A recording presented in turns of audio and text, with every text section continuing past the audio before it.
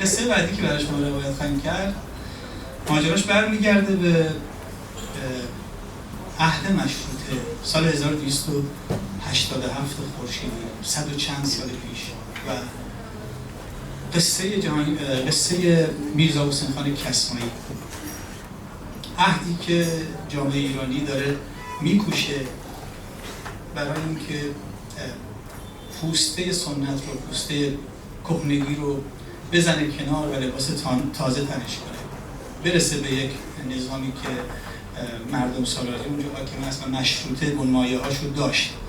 امیدهایی هم بود. میرزا حسین خان کسمایی یک جوان روحانی زاده و روحانی در کسبت روحانیت از گیلان برآمده. این پیشتر از این ماجراست. رفته به کربلا، اونجا درس علوم دینی خونده، یک چیزهای اونجا دیده، از زبان عربی دریافته، رفته به لبنان و بعد برگشته رفته روسیه، اونجا نقاشی یاد گرفته، با هنر مدرن آشنا شده، زبان روسی آموخته، رفته فرانسه، اونجا زبان فرانسه آموخته، نقاشی رو تکمیل کرده، برگشته رفته تفلیس، با گرجی‌های مبارز آشنا شده، 10 تا گرجی رو استخدام کرده، آورده رشت، تو خونه خودش پناه داده. همین 10 تا گرجی بمب می‌ساختن، بهشون گفته بمب بسازیم، رفتن حمله کردن با هم دیگه خونه حاکم رشت، دارالحکومه گیلان رو منفجر کردن، رشت رو فتح کردن، بعد رفتن با بختیاریا پیوند اخوت بستن، یه لشکری رو انداختن، رفتن تهران هم گرفتن و میدونید که فتح تهران به دست همین میرزا حسین خان کسمایی و دیگران اتفاق افتاد. عضو هیئت عالی مجلسی بوده که فتح تهران رو انجام میده. و حالا برگردیم به قبلش.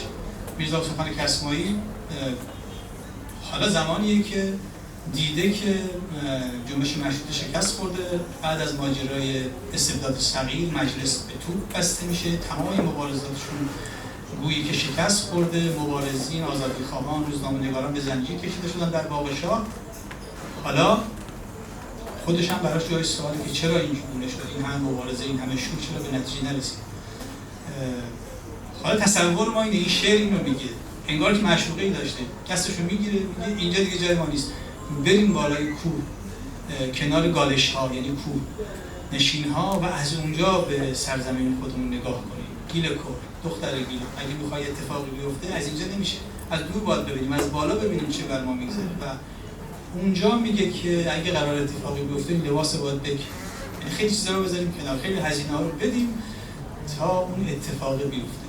این شعر در واقع مکالمه‌ای بین میرزا حسین خان که همش یاد جهانگیر سردکو میفته، میرزا حسین خان کسمایی و احتمالاً با معشوقه‌اش که صدا میکنه گیل کور، بالای کوه داره اوضاع خراب کشور رو میبینه، آشفتگی و پراکندگی و افسردگی، و میگه بیا این کارا رو بکنیم که حالمون خوب بشه. باستابش در این شعر است. اینم اشاره کنم متاسفانه زمانی که این ترانه رو گفت ما میدونیم که این شعر خوانده میشده به صورت ترانه حتی در عهد جنگل، چون که میرزا حسین کسمایی بعد از ماجرای مشروطه از یاران نزدیک کوچکان شد و میدونید که روزنامه جنگل در می آورد و بعدش هم قبل از میرزا خود کرد در واقع اثر بیمار.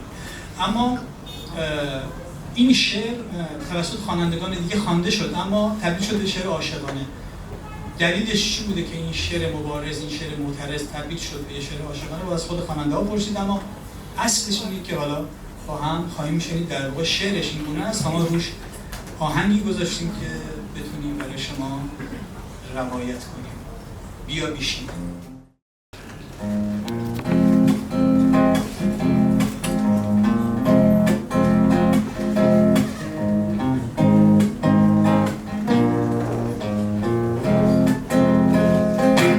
بیا بیشین کوهن جو، بیا بیشین کوهن جو، دور جادم گیر کار، دو کنیم گالش جو، دو کنیم گالش جو، حسوت ما تمگیر کار، بیدینیم دور نمای وطنم مست خراب، مثل یک لاف کج در هم و بر هم گیر کار.